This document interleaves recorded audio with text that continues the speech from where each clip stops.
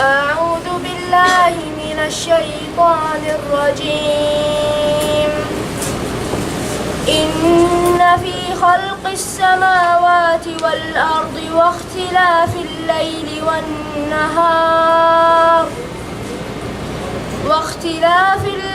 والنهار لآيات لأولي الألباب الذين يذكرون الله قياما وقعودا وعلى جنوبهم ويتفكرون في خلق السماوات والأرض ربنا ما خلقت هذا باطلا سبحانك فقنا عذاب النار. ربنا إنك من تدخل النار فقد أخزيته وما للظالمين من أنصار. ربنا إننا سمعنا مناديا ينادي للإيمان أن آمنوا بربكم فآمنا. ربنا فاغفر لنا ذنوبنا وكفر عنا سيئاتنا وتوفنا مع الأبرار. ربنا وآتنا ما وعدتنا على رسلك ولا تخزنا يوم القيامة إنك لا تخلف الميعاد.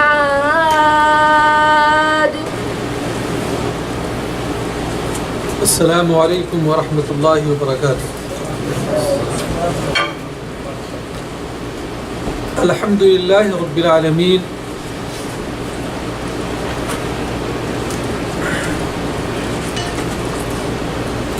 الرحمن الحمد للہ رب العالمین والصلاة والسلام علی رسولہ محمد وآلہ وصحبہ اجمعین. قال الله تعالى في كلامه المجيد أعوذ بالله من الشيطان الرجيم قل إنما أنا بشر مثلكم يوحى إلي أنما إلهكم إله واحد فمن كان يرجو لقاء ربه فليعمل عملا صالحا ولا يشرك بعبادة ربه أحدا. برادران اسلام، دینی و ملی بھائیوں، اللہ رب العالمین کی عنایت اور اس کے فضل و کرم سے ہم قرآن و حدیث کی روشنی میں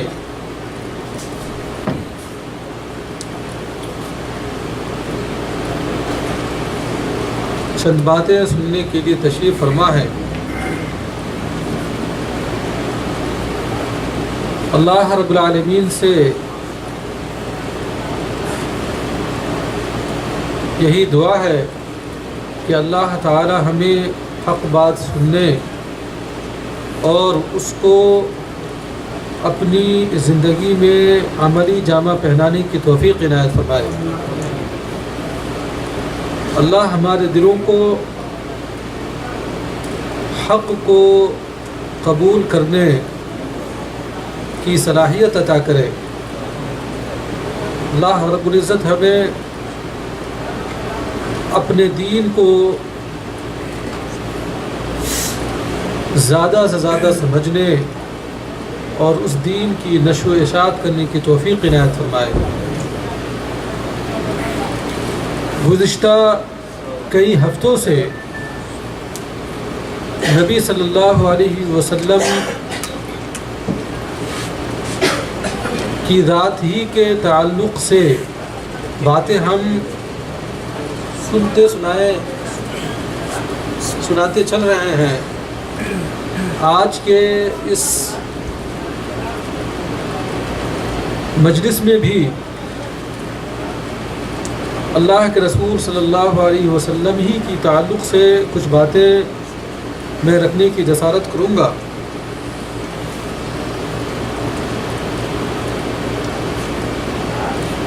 نبی صلی اللہ علیہ وسلم کی محبت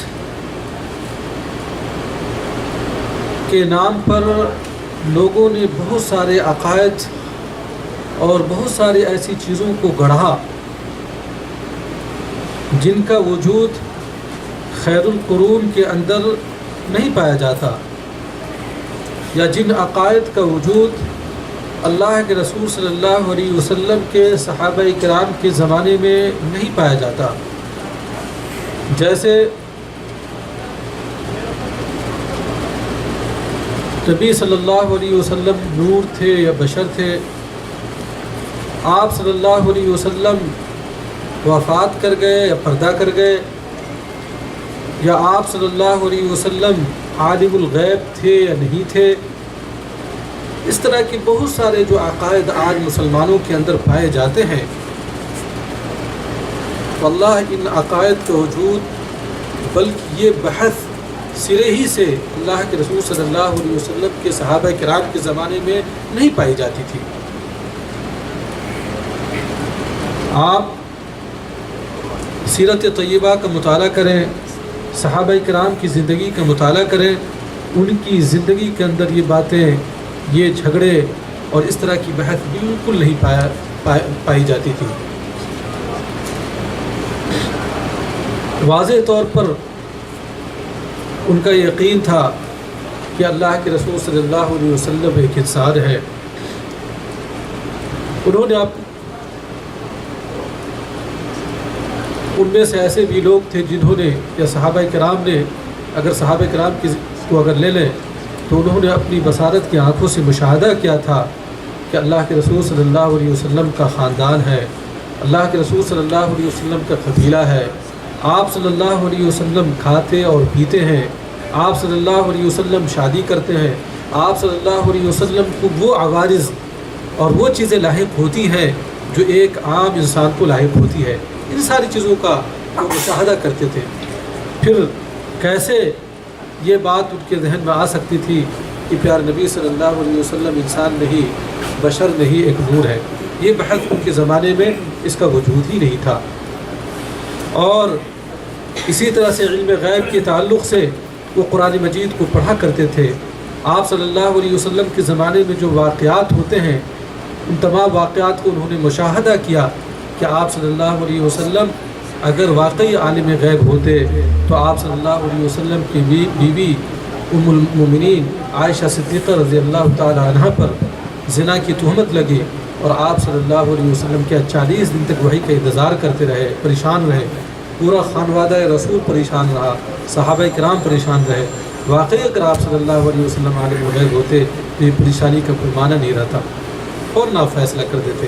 لیکن اللہ رب العالمین نے سورۃ النور کو نازل فرما کر ام المؤمنین عائشہ صدیقہ رضی اللہ تعالیٰ عنہ کی برات میں آیتیں نازل فرمائی، پھر یہ بات جا کر کے واضح اور کلیئر ہوئی۔ اس طرح کے بہت سارے واقعات ہیں۔ تو المہم کہنے کی یہ بات ہے کہ یہ ساری چیزوں کا وجود جو ہے آپ صلی اللہ علیہ وسلم کے صحابہ کرام کے زمانے میں یا خیر القرون کے اندر نہیں تھا۔ گزشتہ ہفتے ایک ساتھی نے مجھ سے کہا کہ ایک حدیث ہے، حدیث نوح، جو عام طور پہ لوگ بیان کر کے اللہ کے رسول صلی اللہ علیہ وسلم کے نوری ہونے کا ثبوت دیتے ہیں یا ثابت کرتے ہیں۔ اس تعلق سے کوئی بات آپ ہمارے سامنے رکھیے۔ تو میں نے آج کی اس مجلس میں سمجھا کہ اسی موضوع پر بولا جائے کہ نبی صلی اللہ علیہ وسلم نور تھے یا بشر تھے، یا وہ حدیث جس حدیث کو بیان کی جاتی ہے اس حدیث کی کیا حقیقت ہے۔ بإذن اللہ اس موضوع پر ما لہو و ما علیہ آج کے اس مجلس میں گفتگو ہوگی۔ تمہیدی بات یہ ہے کہ میں نے جو آیت کریمہ آپ کے سامنے بات پڑھی ہے وہ آیت کریمہ سورۃ الکہف کی آخری آیت ہے۔ سورۃ الکہف کی آخری آیت ہے۔ سورۃ الکہف کے پڑھنے کی خاص فضیلت ہے جو ہم سب کو معلوم ہے، جمعہ کے روز ہمیں پڑھنا چاہیے۔ اس کے اندر اللہ رب العالمین نے فرمایا اپنے نبی کو مخاطب کر کے، قل انما انا بشر مثلکم۔ دیکھیے لوگ باتوں کو نہیں سمجھتے اور جو ہے اس کا غلط معنی اور مفہوم لے لیتے ہیں۔ کبھی ایسا ہوا ہے کہ میں نے اس آیت کریمہ کی توضیح اور تشریح یا تفسیر یہاں پر بیان کی ہے، اور کوئی ایک شخص یہ جا کر بیان کر دیا باہر کہ مولانا جو ہے نبی صلی اللہ علیہ وسلم کو ہمارے جیسا قرار دیتے ہیں، لہذا میں ان کی مجلس میں نہیں جاؤں گا۔ نعوذ باللہ ثم نعوذ باللہ، یہ بہت بڑی تہمت ہے۔ یہ کیا ہے؟ بہت بڑی تہمت ہے۔ نبی صلی اللہ علیہ وسلم بحیثیت انسان ہونے کے ہمارے جیسے ہیں، یہ تو کہا جا سکتا ہے، بحیثیت بشر ہونے کے، کہ آپ صلی اللہ علیہ وسلم کا بھی خاندان اور قبیلہ تھا، آپ صلی اللہ علیہ وسلم کے والدین تھے، آپ کے والد محترم کا نام عبداللہ اور آپ کی ماں کا نام آمنہ، آپ صلی اللہ علیہ وسلم کے دادائے محترم کا نام عبد المطلب آپ کے چچا تھے، آپ کے خاندان کے لوگ تھے، آپ اس دنیا کے اندر پیدا ہوئے بحیثیت انسان ہونے کے، اور آپ صلی اللہ علیہ وسلم کو وہ ساری چیزیں اور وہ ساری ضرورتیں محسوس ہوتی تھی جن ضرورتوں کو ہم محسوس کرتے ہیں، پیشاب پیخانہ، کھانا اور پینا، بیوی سے جمع کرنا، یہ ساری چیزیں آپ صلی اللہ علیہ وسلم کو لاحق تھی کہ نہیں تھی؟ دنیا کا کوئی آدمی اس سے انکار کر سکتا ہے؟ نہیں کر سکتا نا۔ تو ان تمام چیزوں کی حیثیت سے اللہ کے رسول صلی اللہ علیہ وسلم ہمارے جیسے تھے، اور میں یہ کہتا ہوں قیامت کی صبح تک ہر ایک اہل حق کہے گا۔ لیکن اس بات کا ہم اقرار کرتے ہیں کہ پیارے نبی صلی اللہ علیہ وسلم اس دنیا کے اندر بلکہ تمام مخلوقات میں سب سے افضل اور بہتر ہے۔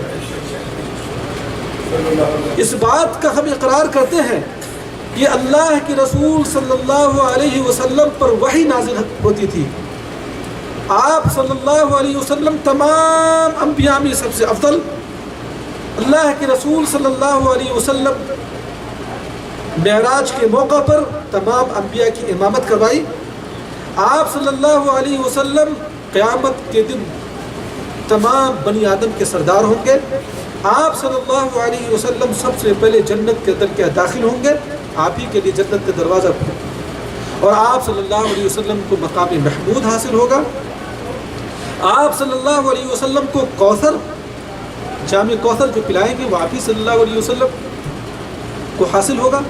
یہ تمام کی تمام چیزوں کو ماننے کے باوجود اعتراف کرنے کے باوجود ہم اس حقیقت کو بھی مانتے ہیں کہ اللہ کے رسول صلی اللہ علیہ وسلم حضرت آدم علیہ السلام کی اولاد میں سے تھے، اور آدم کی پیدائش مٹی سے ہوئی، اور نبی صلی اللہ علیہ وسلم کی پیدائش میں مٹی سے ہوئی، وہ بشر تھے، وہ نور نہیں تھے۔ اور یہ اس بات کا اعتراف کرنا یہ نبی کریم صلی اللہ علیہ وسلم کی حقیقت کو گھٹانا نہیں ہے۔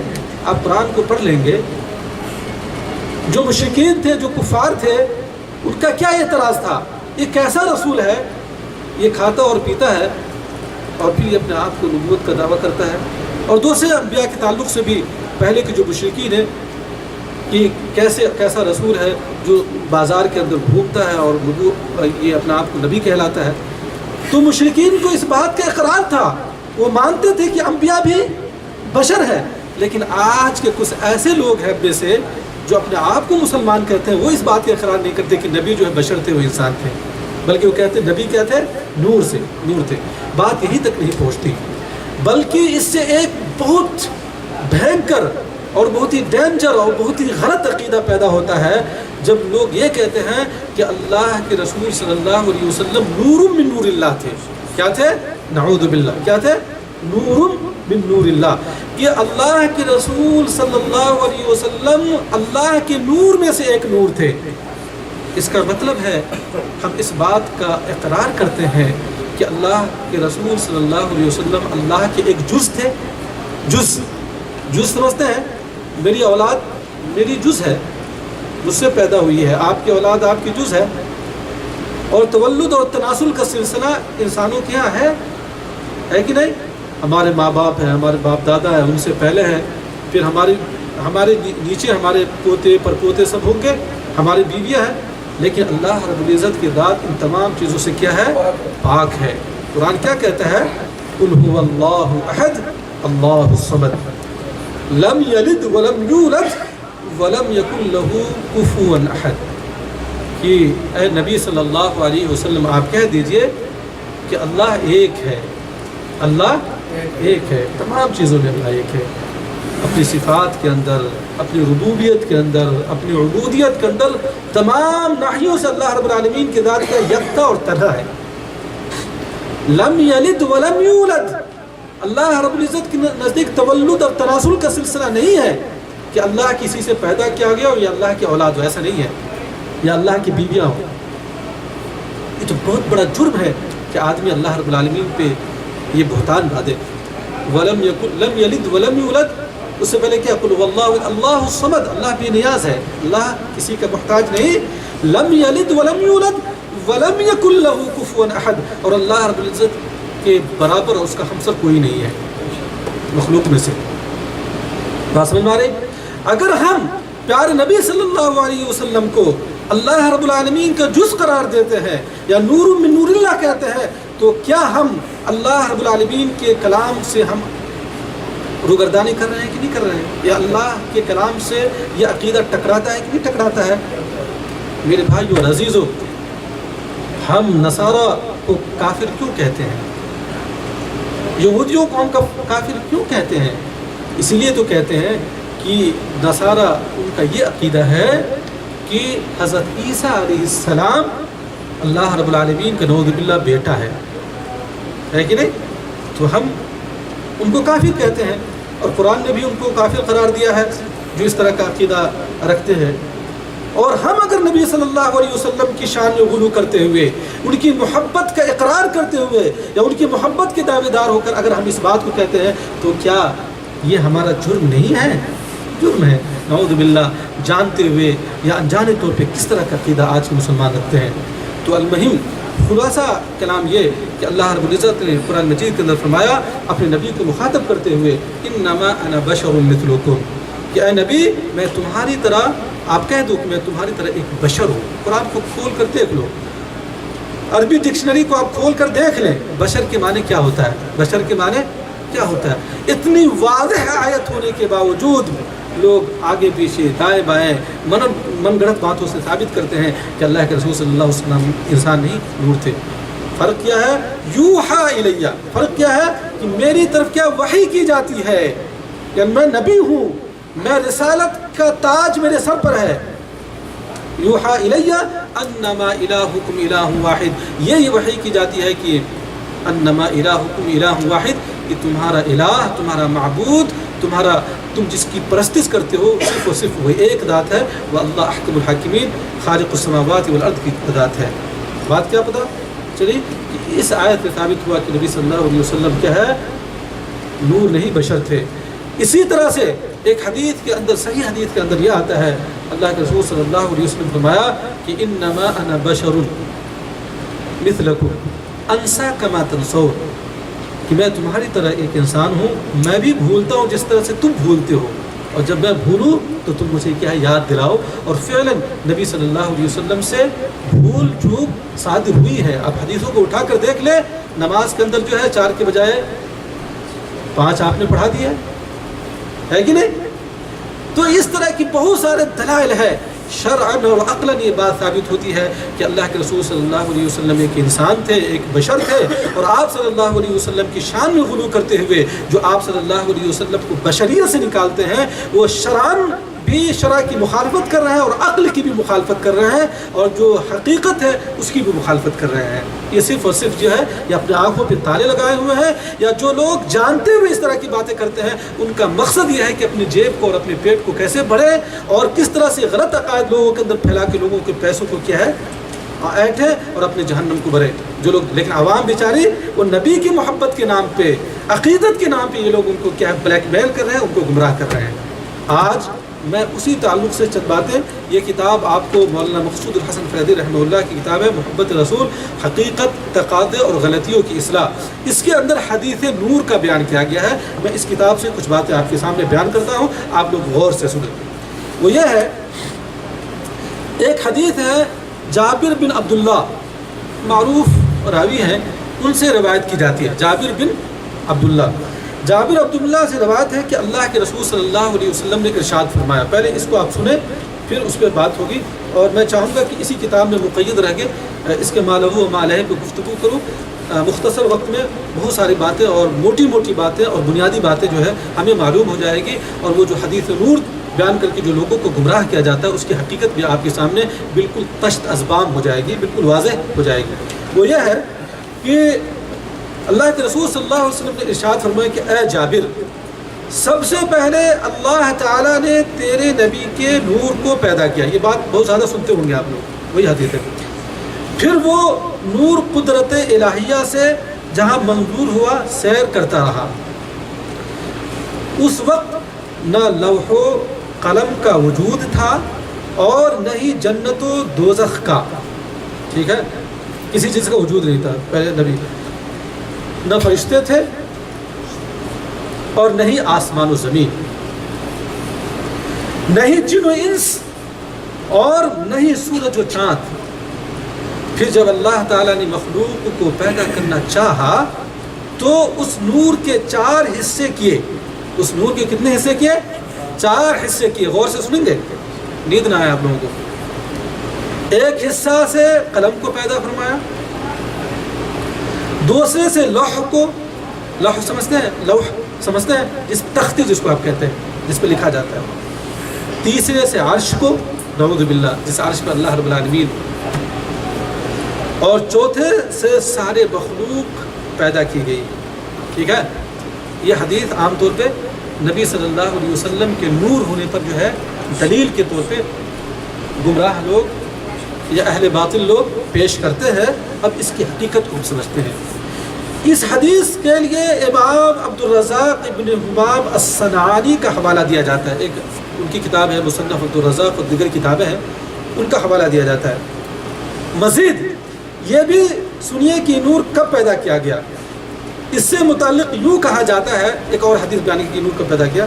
ایک بار رسول اللہ صلی اللہ علیہ وسلم نے حضرت جبرائیل علیہ السلام نے جواب دیا, نہیں, حضرت جبرائیل علیہ السلام سے سوال کیا. کس سے سوال کیا؟ نبی نے, کہ آپ کی عمر کتنی ہے؟ حضرت جبرائیل علیہ السلام نے جواب دیا, میں اچھی طرح تو نہیں جانتا مگر اتنا جانتا ہوں کہ چوتھے حجاب میں ایک ستارہ ہے. حجاب کا پردہ, چوتھے حجاب میں ایک ستارہ ہے. بعض لوگ کہتے ہیں کہ وہ قطب تارہ تھا جو 70,000 سال کے بعد طلوع ہوتا ہے. کتنے ہزار سال کے بعد؟ 70,000 سال کے بعد طلوع ہوتا ہے. اور میں نے اس کو 72,000 مرتبہ دیکھا ہے. کتنے ہزار مرتبہ؟ 72,000 مرتبہ دیکھا ہے. تو آپ صلی اللہ علیہ وسلم نے فرمایا, میرے پروردگار کے عزت و جلال کی قسم, میرے پروردگار کے عزت و جلال کی قسم, وہ ستارہ میں ہی ہوں, وہ ستارہ میں ہی ہوں. ایک کتاب ہے المواہب الدنیہ و کشف الخفا, اس کے اندر یہ بیان کیا گیا. بہرحال اس طرح سے یہ ثابت کرنے کی کوشش کی گئی کہ اولاً تو نبی صلی اللہ علیہ وسلم نوری ہیں, خاکی نہیں. ثانیاً آپ صلی اللہ علیہ وسلم کی تخلیق تمام مخلوق سے پہلے بلکہ بہت پہلے ہے. ان دونوں سے حدیثوں سے کیا ثابت کی گئی کہ آپ صلی اللہ علیہ وسلم کی تخلیق یعنی آپ کی پیدائش تمام چیزوں سے پہلے ہے, بہت پہلے ہے. اب آئیے اس کا جائزہ لیتے ہیں. پہلی حدیث کی نسبت, جو پہلی حدیث میں نے بیان کی, اس کی نسبت جیسا کہ گزرا امام عبدالرزاق ابن حمام کی طرف کی جاتی ہے. کس کی طرف کی جاتی ہے؟ امام عبدالرزاق ابن حمام کی طرف کی جاتی ہے. لیکن حق یہ ہے کہ امام عبدالرزاق کی کسی بھی کتاب میں حدیث دستیاب نہیں ہے. امام عبدالرزاق ابن حمام کی کسی بھی حدیث کے اندر یہ کتاب کیا کہتا ہے, یہ حدیث ان کی کتاب میں دستیاب نہیں ہے, نہ ہی مصنف میں اور نہ ہی تفسیر میں. ان کی 2 کتابیں, مصنف عبدالرزاق اور اسی طرح سے ان کی ایک تفسیر کی کتاب ہے. ان دونوں کتابوں کے اندر یہ حدیث نہیں پائی جاتی, لیکن اس کی طرف کیا ہے نسبت کی جاتی ہے. نہ ہی جامع میں اور نہ ہی کسی اور تعلیف, جتنی بھی کتابیں کی, نہ ہی جامع میں اور نہ کسی اور تعلیف میں. حتیٰ کہ عصر حاضر کے یعنی اس زمانے کے سب سے عظیم محدث اور حدیثوں کی مطبوعہ مخطوطہ کی کتابوں پر گہری نظر رکھنے والے عالم حدیث علامہ البانی رحمہ اللہ لکھتے ہیں کہ وقد جہدت فی ان اقف علی سندہ فلم تیسر لی ذلک، فرمایا کہ میں نے بڑی کوشش کی. کس نے کہا؟ علامہ البانی رحمہ اللہ، جو اس زمانے کے بہت بڑے محدث اور بڑی تحقیق کی انہوں نے حدیث کے معاملے میں. انہوں نے کہا کہ میں نے بڑی کوشش کی کہ اس حدیث کی کوئی سند مل جائے، لیکن اس کی کوئی سند میسر نہ آئی، نہیں مل پائی. کیا ہے؟ نہیں مل پائی. اس کے علاوہ ایک عالم حدیث جن کا تصوف سے بھی ایک گنا تعلق ہے، جیسے عبداللہ ابن صدیق الغماری رحمہ اللہ لکھتے ہیں کہ اس حدیث سے متعلق حافظ سیوطی کا صرف یہ کہہ دینا کہ یہ حدیث ثابت نہیں ہے. ایک علامہ جلال الدین سیوطی رحمہ اللہ ہے، ان کے بارے میں فرمانا ہے کہ انہوں نے کہا کہ اس حدیث کے بارے میں یہ کہہ دینا کہ یہ حدیث ثابت نہیں ہے، بہت بڑی کوتاہی ہے، ان سے بہت بڑی کوتاہی ہے. بلکہ اس حدیث کا من گھڑت، سن لیں، اس حدیث کا من گھڑت اور منکر ہونا واضح ہے، اور اس سے صوفیت کی بو آ رہی ہے، اس سے صوفیت کی بو آ رہی ہے. یعنی قبر پرستی اور جو اس طرح کے جو لوگ ہیں جو نبی صلی اللہ علیہ وسلم کی شان میں غلو کر کے آپ صلی اللہ علیہ وسلم کو بسا اوقات الوہیت کا درجہ دیتے ہیں، ایسے لوگوں کی بو آ رہی ہے اس کے اندر، ایسے لوگوں کی بو آ رہی ہے. پھر آگے لکھتے ہیں، بڑے تعجب کی بات ہے کہ سیوطی نے اس کی نسبت عبدالرزاق کی طرف کی ہے، جبکہ یہ حدیث نہ تو امام عبدالرزاق کے مصنف میں موجود، نہ ہی تفسیر میں، نہ ہی ان کی کتاب الجامع میں. اور اس سے بھی تعجب کی بات یہ ہے کہ شنقیط کے رہنے والے کسی صوفی نے امام عبدالرزاق کی طرف اس کی نسبت کو تسلیم کر کے عبدالرزاق سے جابر بن عبداللہ تک اس کی ایک سند بھی گڑھ لی ہے، سند بھی انہوں نے گڑھ لی ہے. حالانکہ اللہ تعالیٰ جانتا ہے کہ ان باتوں کی کوئی حقیقت نہیں، اور جابر بن عبداللہ رضی اللہ عنہ حدیث کی روایت سے بری ہے، اور امام عبدالرزاق نے یہ حدیث کبھی سنی ہی نہیں. امام عبدالرزاق نے حدیث کبھی سنی ہی نہیں. سب سے پہلے جن صاحب نے اس حدیث کو رائج کیا وہ مشہور صوفی ابن عربی حاتمی ہے. ابن عربی حاتمی ایک بہت بڑا مشہور صوفی ہے، اس کے بہت سارے غلط عقائد ہیں. ان میں سے ایک عقیدہ یہ بھی ہے کہ دنیا کی جتنی بھی چیزیں سب اللہ ہے، نعوذ باللہ. اللہ تعالیٰ ہر چیز میں کیا ہے؟ حلول کیا ہے.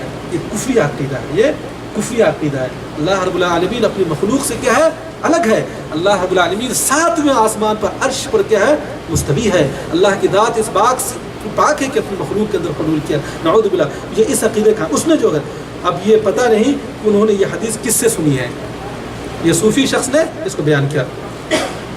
اسی طرح سے ایک مشہور شامی محقق و مؤلف شیخ عداب محمود الحمش لکھتے ہیں کہ عجلونی کشف الخفا میں اس حدیث کی نسبت عبدالرزاق کی طرف کی ہے، اور ایک مدت تک میں سمجھتا رہا کہ یہ حدیث امام عبدالرزاق کی تفسیر ہوگی، کیونکہ بڑی کوشش کے باوجود بھی مصنف عبدالرزاق میں یہ حدیث مجھے نہ مل سکی. لیکن آخر میں غور سنیں، لیکن آخر میں یہ واضح ہوا کہ حدیث ابن عربی صوفی ابن حمویہ اور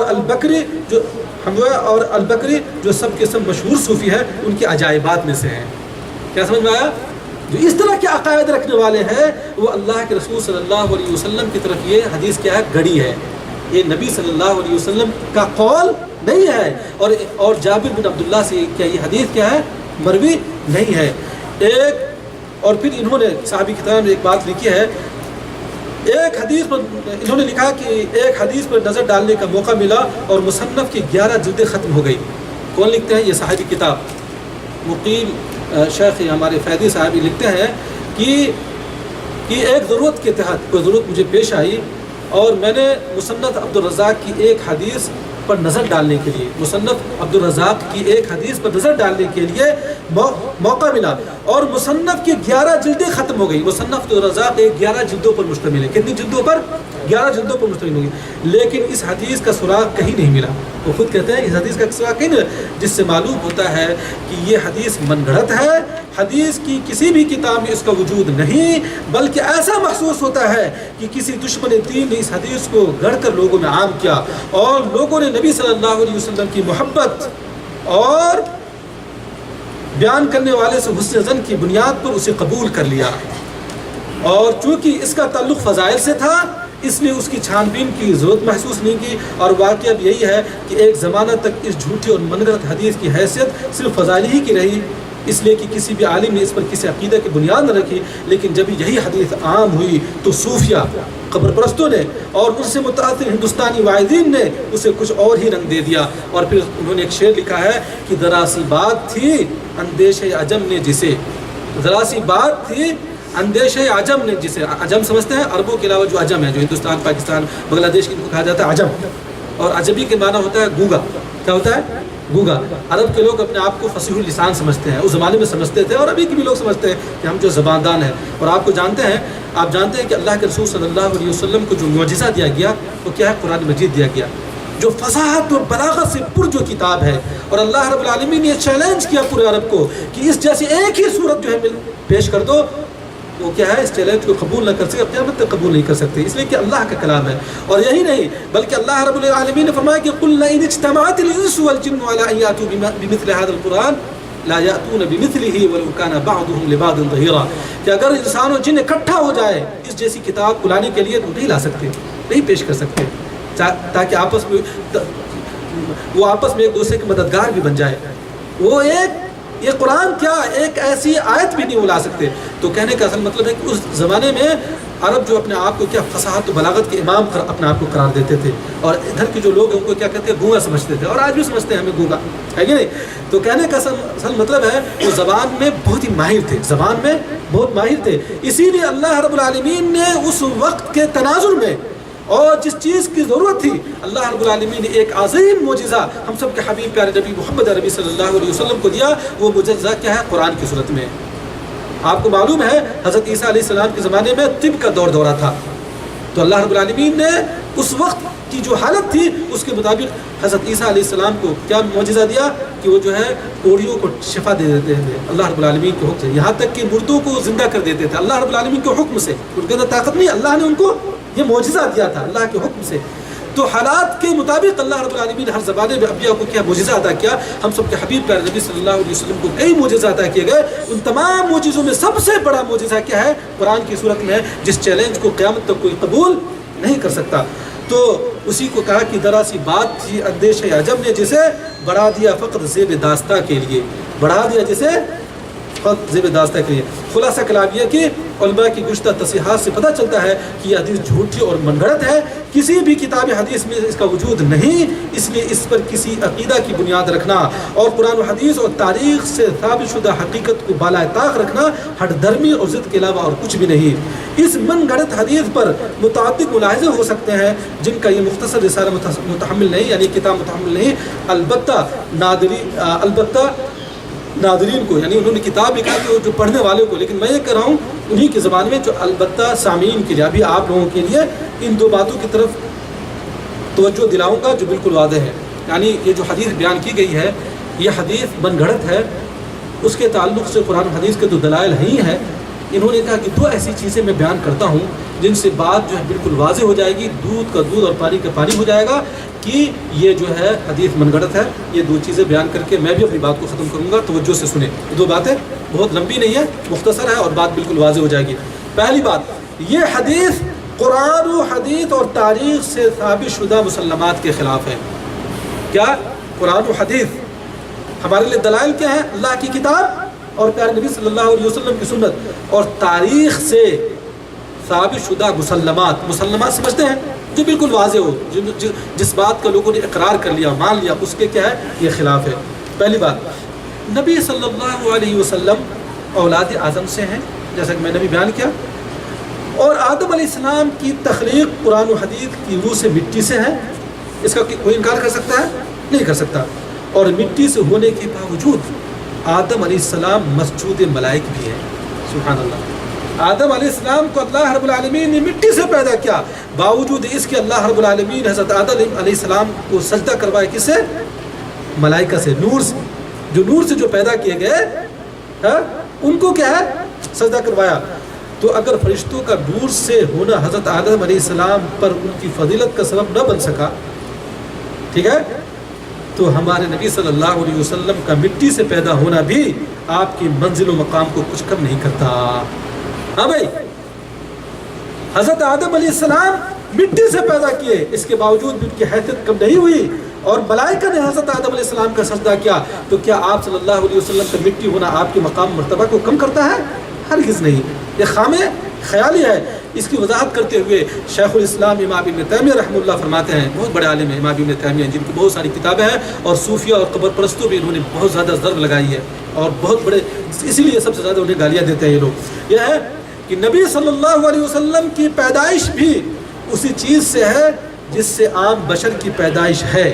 سنیے شیخ الاسلام ابن تیمیہ نے کہا، اور کوئی بھی بشر نور سے پیدا نہیں ہوا، کوئی بھی بشر نور سے، بات سمجھ رہے ہیں یہ بات؟ نبی صلی اللہ علیہ وسلم کی پیدائش بھی اسی چیز سے ہے جس سے عام بشر کی پیدائش ہوئی، ٹھیک ہے؟ اور کوئی بھی بشر نور سے پیدا نہیں ہوا، بلکہ صحیح حدیث میں ہے کہ اللہ کے رسول صلی اللہ علیہ وسلم نے فرمایا، ان اللہ خلق الملائکۃ من نور وخلق ابلیس من نور وخلق آدم مما وصف لكم۔ یہ صحیح مسلم کی روایت ہے، مسلم احمد کی روایت ہے۔ عائشہ صدیقہ رضی اللہ عنہ بیان کرتی ہیں کہ اللہ تعالیٰ نے فرشتوں کو نور سے پیدا کیا، یہ صحیح روایت، نور سے پیدا کیا، اور ابلیس کو آگ سے، اور آدم علیہ السلام کو جس چیز سے پیدا کیا وہ تمہیں بتلا دیے، یعنی قرآن میں اللہ نے بتلا دیا، یعنی مٹی سے پیدا کیا، یعنی مٹی سے، جیسا کہ قرآن مجید متعدد جگہ وارد ہے۔ تو بعض مخلوقات کی فضیلت، یعنی بعض مخلوقات کی فضیلت بعض میں اسی نہیں کی ان کی پیدائش کس مادے سے ہے۔ سنیں غور سے، بعض مخلوق کی پیدائش اس وجہ سے نہیں کہ اس کی پیدائش کس مادے سے، یعنی کس چیز سے ہے، بلکہ ایک مومن سے کبھی کافر بھی پیدا ہوتا ہے۔ سنیے اور سنیں گے، ایک مومن سے کبھی کافر بھی پیدا ہوتا ہے۔ حضرت نوح علیہ السلام کیا تھے؟ امام الانبیاء، یہ کیا تھے؟ وہ اولو العزم من الرسل میں سے جو 5 انبیاء ہیں جن کو اولو العزم کہا گیا ہے قرآن کے اندر۔ نوح علیہ السلام موحدین کے سردار، وہ کیا تھے؟ ان کا بیٹا کیا تھا؟ کافر تھا نا۔ ایک مومن سے کافر پیدا ہوا، آگے آئیے، ایک مومن سے کافر پیدا ہوتا ہے، اور کافر سے کبھی کبھار مومن پیدا ہوتا ہے۔ باپ کافر ہوتا ہے لیکن بیٹا ایمان لاتا ہے، مومن پیدا ہوتا ہے، ٹھیک ہے؟ جیسے حضرت نوح علیہ السلام کا لڑکا انہی کے نطفے سے تھا، اور ابراہیم علیہ السلام آزر سے پیدا ہوئے تھے۔ ابراہیم علیہ السلام کس سے پیدا ہوئے تھے؟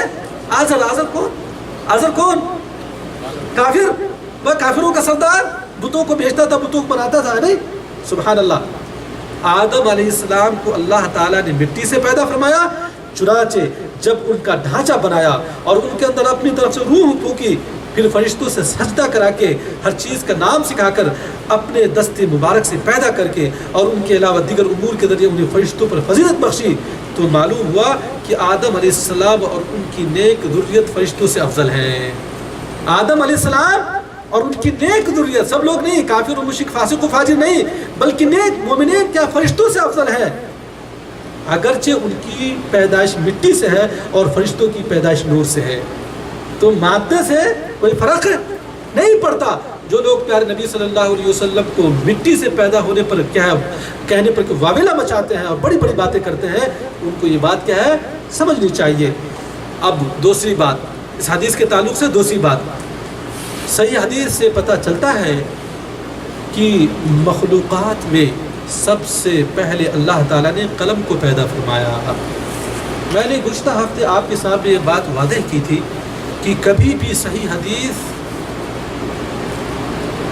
کبھی بھی دو حدیثوں کے درمیان اگر صحیح حدیث ہے تو ٹکراؤ نہیں ہو سکتا، تضاد نہیں ہو سکتا۔ ایسا نہیں کہ نبی صلی اللہ علیہ وسلم کی باتوں کے اندر آپ تضاد پیدا کریں، اور اسی طرح سے قرآن حدیث کے اندر تضاد پیدا نہیں ہو سکتا۔ اگر قرآن کی آیت ہے اور حدیث بھی صحیح ہے تو کیا ہے، اس کے اندر تضاد اور ٹکراؤ نہیں ہو سکتا۔ ابھی جو ضعیف حدیث، جو موضوع اور منگڑت بات جو صوفیہ لوگ بیان کرتے ہیں، اس کے اندر کیا بیان کیا گیا ہے کہ پیارے نبی صلی اللہ علیہ وسلم کو اللہ رب العالمین نے مخلوق میں سب سے پہلے پیدا کیا، اور اس صحیح حدیث کے اندر یہ ہے کہ اللہ کے رسول صلی اللہ علیہ وسلم نہیں بلکہ سب سے پہلے اللہ رب العالمین نے کس کو پیدا کیا؟ قلم کو پیدا کیا۔ کیا پتہ چلا؟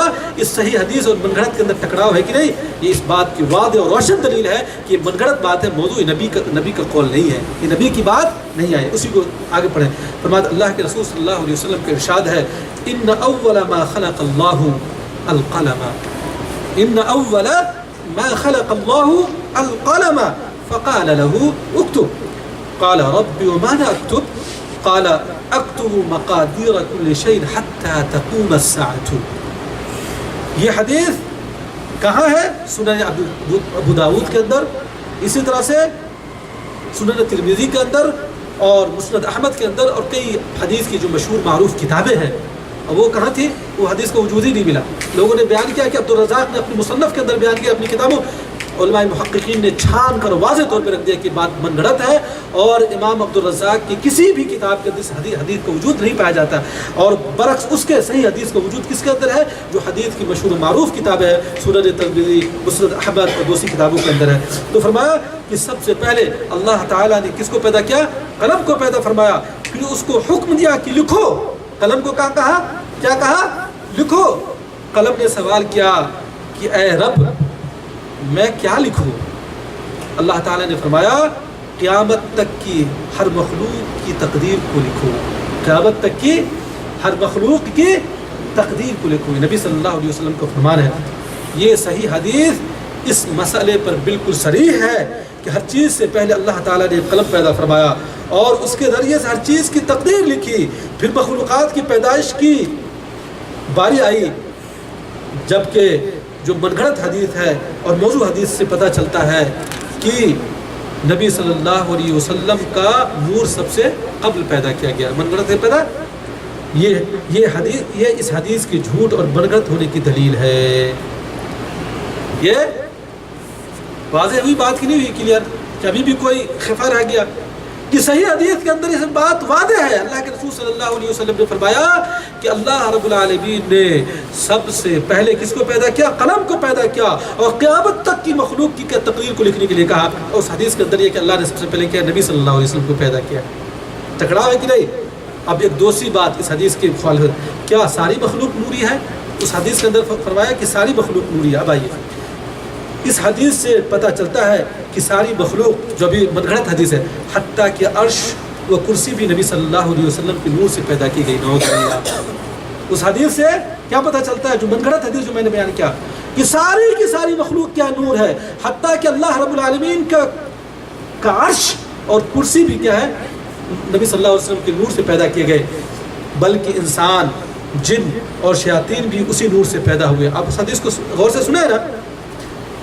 بلکہ کافر و منافق کی پیدائش بھی اسی نور سے ہوئی. اس حدیث سے یہ ثابت ہوتا ہے. تو گویا ہر چیز نوری ہے، نہ ہی کوئی چیز ناری اور نہ ہی کوئی چیز خاکی ہے. ناری سمجھتا ہے یعنی آگ سے، جن کو اللہ نے کس سے پیدا کیا؟ آگ سے. جبکہ یہ قرآن کی مسلمات کے، سنیے میرے بھائیو، جبکہ یہ قرآن کی مسلمات کے خلاف ہے. اس حدیث سے عقیدہ وحدت الوجود کی بو آ رہی ہے. وحدت الوجود جو ابھی میں نے بتایا تھا کہ سارا دنیا کے اندر وجود جو ہے، ہر چیز کے اندر اللہ ہے. ہر چیز کے اندر اللہ کیا ہے؟ نعوذ باللہ ثم نعوذ باللہ. یہ کفری عقیدہ. سب کے سب، ساری کی ساری چیز اللہ ہے. وحدت الوجود، سب چیز، ساری چیز مل کر ایک الہ ہے. جو صوفیوں کا اور قبر پرستوں کا جو عقیدہ ہے، فرمایا اس حدیث سے عقیدہ وحدت الوجود کی بو آ رہی ہے.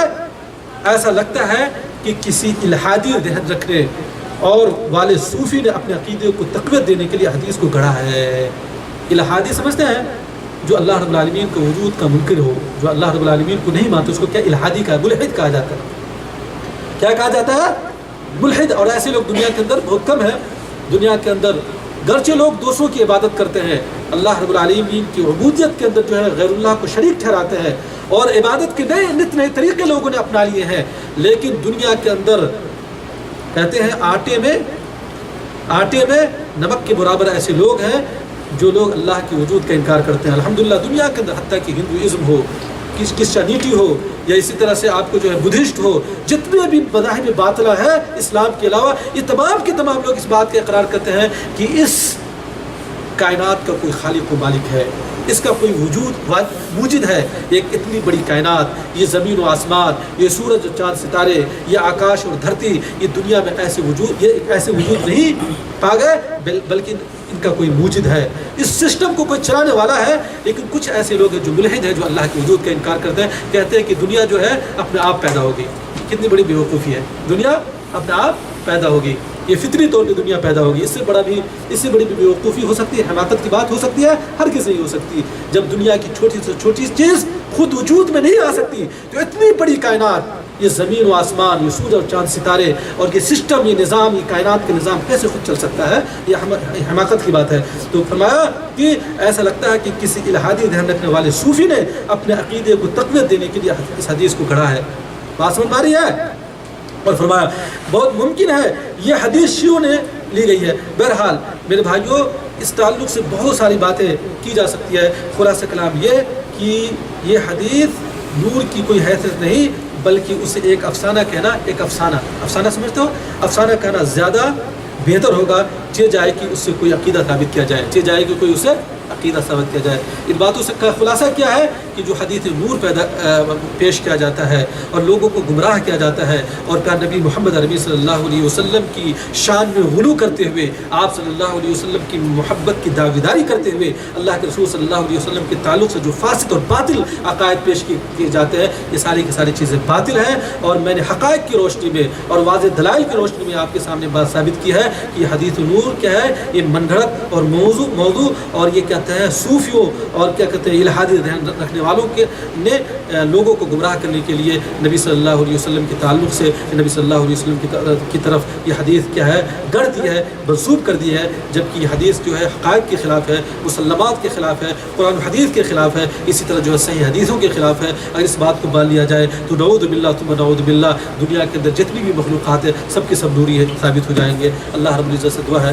کہ اللہ تعالیٰ ہمیں جو ہے دین پر چلنے کی توفیق عنایت فرمائے, اور کتاب و سنت کو سمجھنے اور اپنی آنکھوں سے تعصب کے عینک کو نکال پھینکنے کی توفیق عنایت فرمائے. ہمیں جو ہے اپنے حبیب کا نبی صلی اللہ علیہ وسلم کی اس دین پر چلنے کی توفیق عنایت فرمائے جس دین کو پھیلانے کے لیے اللہ کے رسول اور صحابہ کرام نے انت تک کوششیں کی, کتنی قربانیاں دی. طائف کے میدان میں جا کے آپ نے جو ہے پتھریں کھائی, اپنے وطن عزیز مکہ کو چھوڑ کر آپ جو مدینہ تشریف لے گئے, اور کتنی قربانیاں ہیں, کن کن قربانیوں کا ذکر کیا جائے دل تو بالکل جو ہے رو پڑتا ہے. اللہ کے رسول صلی اللہ علیہ وسلم اور صحابہ کرام کی قربانیوں کو یاد کر کے اللہ ہمیں جو ہے دین کا پکا سچا سپاہی بنائے, اور جب تک اس دنیا کے اندر زندہ رہے ایمان پر زندہ رہے, اور جب ہمارا خاتمہ ہو تو ایمان پر ہو. آمین. وآخر دعوانا الحمدللہ رب العالمین. والسلام علیکم ورحمۃ اللہ وبرکاتہ.